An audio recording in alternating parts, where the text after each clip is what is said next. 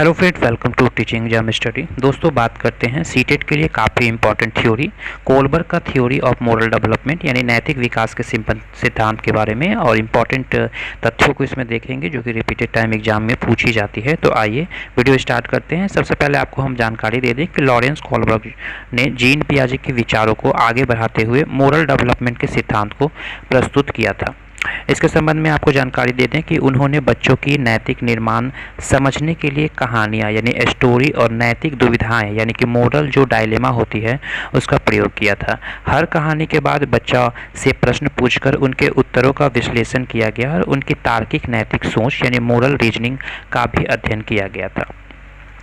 Moral development की levels और stages के बारे में एग्जाम में पूछी जाती है, और ये थ्योरी की इम्पॉर्टेंट पॉइंट है कि कोलबर्ग के अनुसार नैतिक विकास के 6 स्टेजेस होती हैं, जिन्हें उन्हें 3 लेवल्स में बांटा जाता है। लेवल 1 में प्री कन्वेंशनल मोरालिटी आती है, जिसे कि पूर्व परंपरागत नैतिकता कही जाती है। इसकी आयु जो होती है लगभग 9 वर्ष की होती है, और इस स्तर पर जो बच्चा होता है उसमें नैतिक निर्णय का मुख्यतः दंड यानी पनिशमेंट और व्यक्तिगत लाभ यानी सेल्फ इंटरेस्ट पर आधारित होती है। स्टेज 2 में ओबीडियंस एंड पनिशमेंट ओरिएंटेशन यानी बच्चे नियमों यानी रूल्स को एब्सोल्यूट और फिक्स्ड मानते हैं। उनका ध्यान मुख्यतः दंड यानी पनिशमेंट से बचने पर होता है, ना कि कार्य की अनैतिकता पर होती है। उदाहरण के लिए, अगर बच्चा चोरी नहीं करना चाहता है, क्योंकि अगर वह चोरी करेगा तो उसे डांट या सजा मिलेगी। स्टेज 2 में हम देखते हैं, इसमें पढ़ते हैं, जिसमें कहा जाता है कि व्यक्तिवाद और का आदान प्रदान होता है। इस चरण में बच्चे व्यक्तिगत हित यानी सेल्फ इंटरेस्ट और दूसरों के दृष्टिकोण यानी पर्सपेक्टिव को समझने लगता है। नैतिकता का मूल्यांकन इस आधार पर होता है कि क्रिया कितनी अच्छी तरह व्यक्तिगत आवश्यकताओं को पूरी करती है। उदाहरण में, हेंज की डायलेमा में बच्चे मानते हैं कि सही विकल्प वही है जो हेंज की ज़रूरतों को सबसे अधिक जो है वो पूरा करें।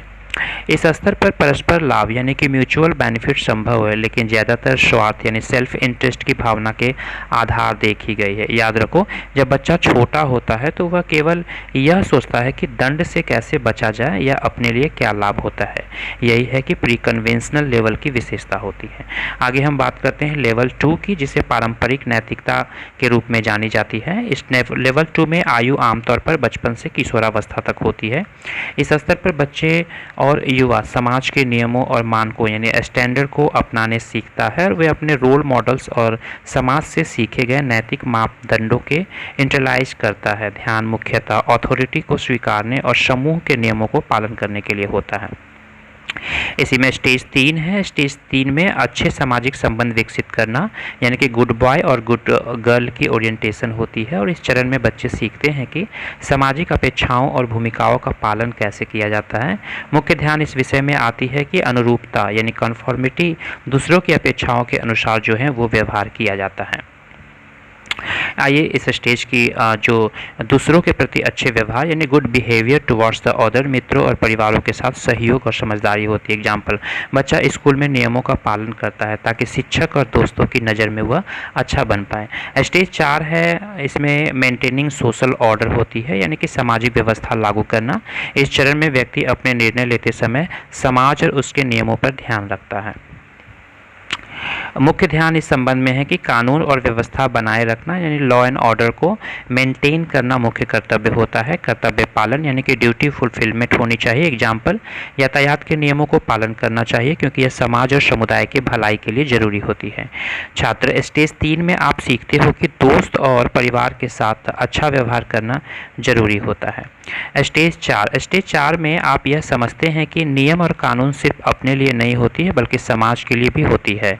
यही है कन्वेंशनल लेवल की खासियत। लेवल 3 में पोस्ट कन्वेंशनल मोरालिटी होती है, जिसमें परासंवैधानिक सार्वभौमिक नैतिकता होती है। आयु किशोरावस्था से वयस्कता तक होती है, और इस स्तर पर व्यक्ति अपने सार्वभौमिक नैतिक सिद्धांत यानी यूनिवर्सल एथिकल प्रिंसिपल्स और एब्स्ट्रैक्ट रीजनिंग के आधार पर निर्णय लेते हैं। ध्यान रहता है कि समाज के नियम और कानून तभी मान्य होते हैं जब वे न्याय यानी जस्टिस और अधिकार राइट के अनुरूप चलें। स्टेज 5 देखी गई है सोशल कॉन्ट्रैक्ट ओरिएंटेशन, जिसे कि सामाजिक अनुबंध अनुमुक्ता कहा जाता है। व्यक्ति व्यक्तिगत अधिकार यानी इंडिविजुअल राइट्स और सामाजिक अनुबंध यानी सोशल कॉन्ट्रैक्ट को महत्व जो है वो देता है।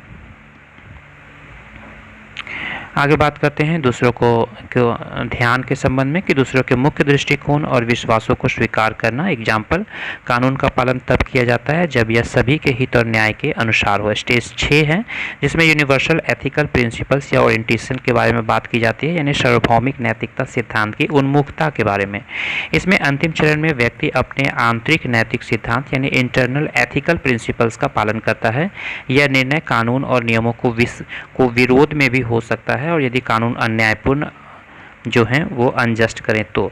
सच्चाई और न्याय के लिए कानून का उल्लंघन करना।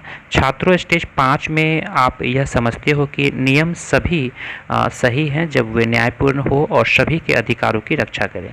स्टेज 6 में आप सीखते हैं कि कभी कभी न्याय के लिए कानून को तोड़ना भी सही होता है, क्योंकि आंतरिक सिद्धांत जो होती है इसमें सर्वोपरि होती है।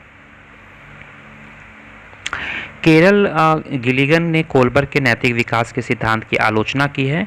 उन्होंने कहा है कि यह सिद्धांत लैंगिक पक्षपात यानी जेंडर बाइस्ड है, क्योंकि यह केवल लड़कों के उत्तरों पर आधारित है। लड़के प्रायः जस्टिस प्रोस्पेक्टिव यानी न्याय दृष्टिकोण से सोचते हैं, जबकि लड़कियां केयर प्रोस्पेक्टिव यानी देखभाल दृष्टिकोण से सोचती है। इसलिए गिलिगन के अनुसार कोलबर्ग का सिद्धांत अधूरा है, क्योंकि इसमें लड़कियों की नैतिकता को शामिल नहीं किया जाता है। तो ये कुछ इम्पॉर्टेंट पॉइंट थे कोलबर्ग के संबंध में, और कोलबर्ग ने जो नैतिक विकास के सिद्धांत के संबंध में अपना थ्योरी रखा था समाज में उसके रिगार्डिंग। और ये जो पॉइंट है, ये तथ्य जो हैं वो काफ़ी इम्पॉर्टेंट हैं, और इस स्टेजेस से एग्जाम में मल्टीपल टाइम प्रश्न पूछी जाती हैं, खास करके शिक्षक भर्ती परीक्षाओं की, जहाँ पे पेडागोजी से प्रश्न पूछी जाती हैं। वीडियो अच्छी लगी होगी तो चैनल को सब्सक्राइब कर दें। वीडियो देखने के लिए धन्यवाद।